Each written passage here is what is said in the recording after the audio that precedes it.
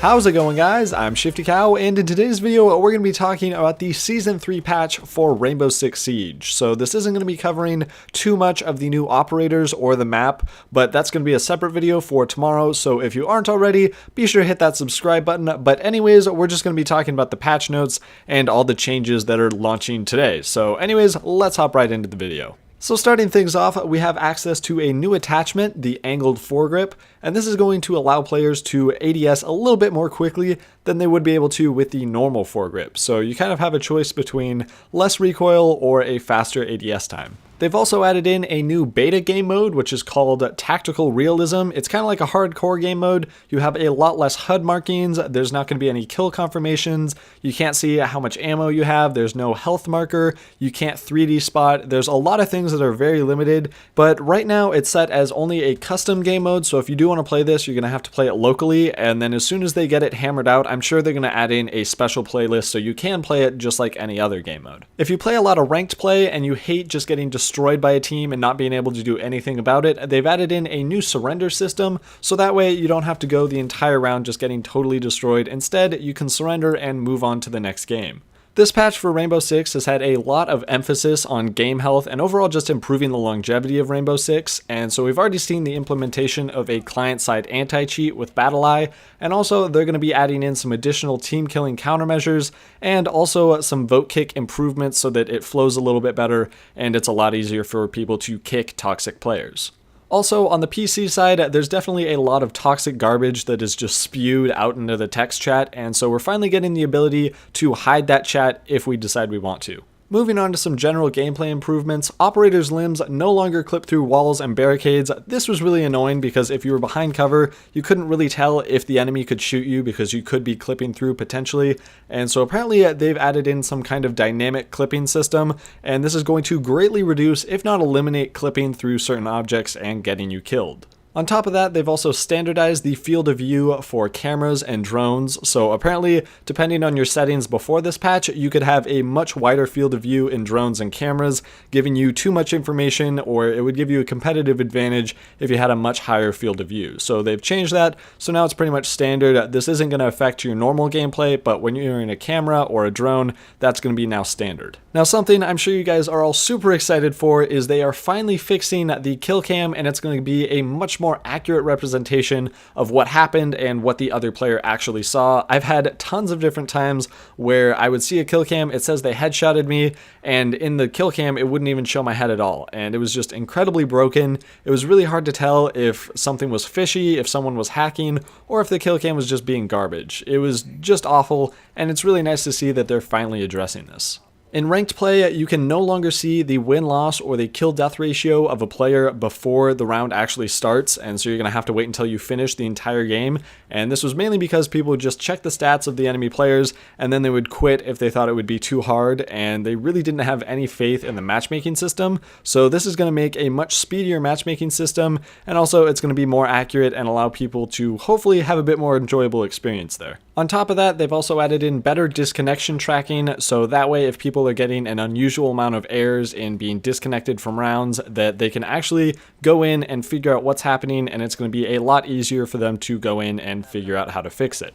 Moving on to some player comfort changes, which I really like that title, but anyways, you can now see the teammate loadout information on the waiting screen. This is something that's awesome. I saw this suggested on Reddit a whole bunch, on the forums a ton, and it's really cool to see that they're actually listening to the community. The screen looks really cool, nice and clean, and overall this is going to just provide more information and be a really nice tool for players. Along with that, they've also improved the full screen weapon preview tool, so now it actually zooms in on your specific attachments. It looks pretty badass, and pairing it with some really cool camos or some really nice charms is going to look pretty awesome. It doesn't really add too much to the gameplay, but I definitely appreciate it, and it makes camos just that much cooler. I'm sure you guys have come into a similar experience where you've gotten something like Clubhouse just 3 or 4 times in a row, and it feels like it's just repeating the same map over and over again. Hopefully that shouldn't happen anymore, as they've changed up the algorithm for what kind of randomizes what map you get, and so they should feel a little bit more random and you should get a little bit more variety. Still no vote map system, which I would love to see, but for now it should feel a little bit more refreshing and more random. The tactical maps that show up before the round actually starts have received a little bit of love, and now they actually show the floor textures or certain objects around the room, so that way they're that much more helpful in identifying which rooms are which, where you guys want to go in through, and really it's just a nice little quality of life improvement, which I think a lot of players are going to enjoy.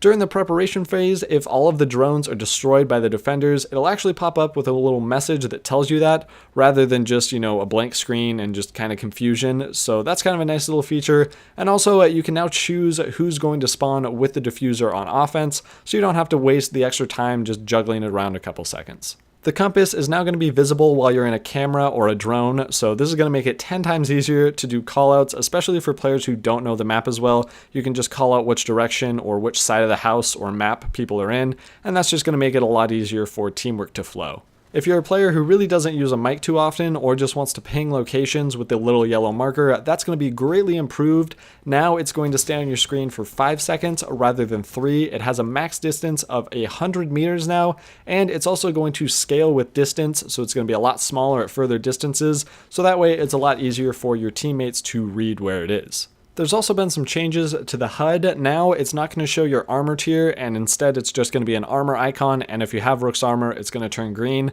I'm not really sure why they changed this too much. They said it really wasn't necessary, but I kind of like just seeing what armor class I had, especially if I'm playing Recruit, but whatever, it's really not that big of a deal. And also, they've made it a little bit smoother in determining the status of your teammates. I'm not really sure what that means, and the picture doesn't really show it off too well, but if they say it, oh well, let's do it. Some more changes to the HUD have been with the diffuser and bomb, so if that gets dropped or if that's being used, it's not going to take up a huge icon, and it's going to be a lot easier to see enemy players behind it than it was before. They basically just made the icon a little bit smaller, but that is going to be a bit nicer. Also, the default playlist for whatever you're booting into is going to be the last playlist that you played, so if you're booting in really quickly, you don't accidentally click something that you don't want. And then also you're going to be able to see your ping, which is your latency, and FPS information is now going to be displayed if you choose to turn it on. For PC players, there's going to be a bit more options in terms of mouse customization, so you should be able to adjust the horizontal and vertical sensitivity separately, and there might be a couple little options here and there that weren't there before. And then on top of that, they've also changed the menu mouse algorithm, which sounds pretty complicated, but really it's actually pretty straightforward. Here's a nice little image with the M590, and basically if you have this selected, previously it would just select whatever you have your mouse over, so no matter what, it'll just randomly change if you move your mouse.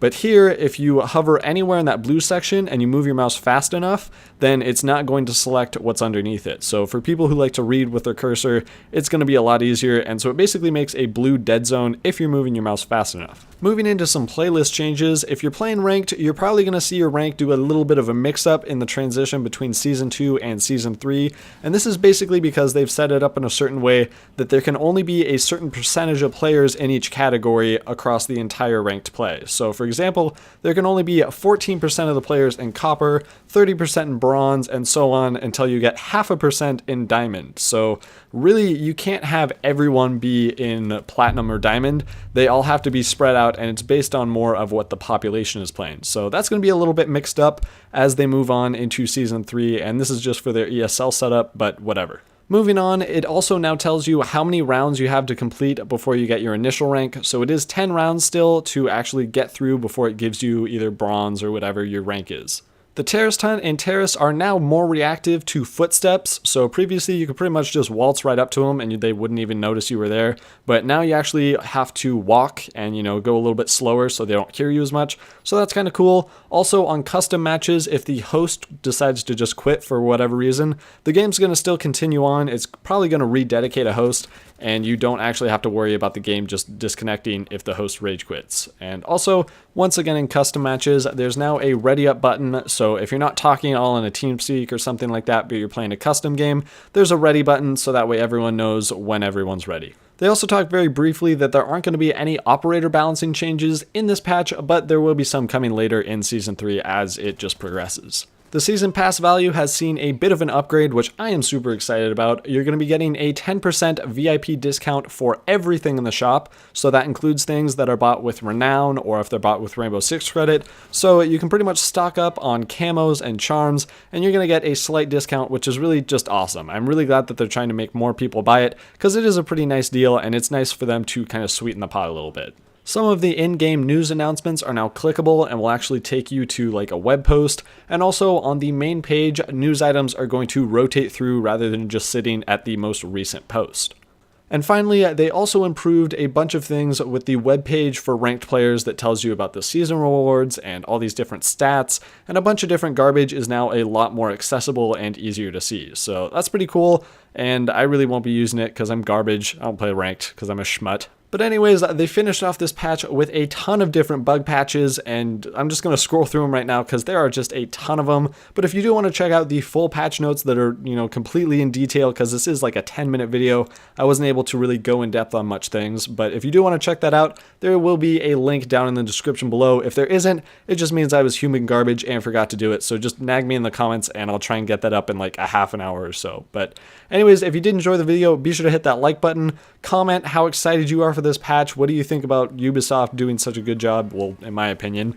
And also tell me what you think about the new operators. I'm not going to be able to play them until later tomorrow, and then we're going to have a video on them the next day. So hopefully you guys do look forward to that. Be sure to like, comment, subscribe. But until tomorrow, guys, stay buttery.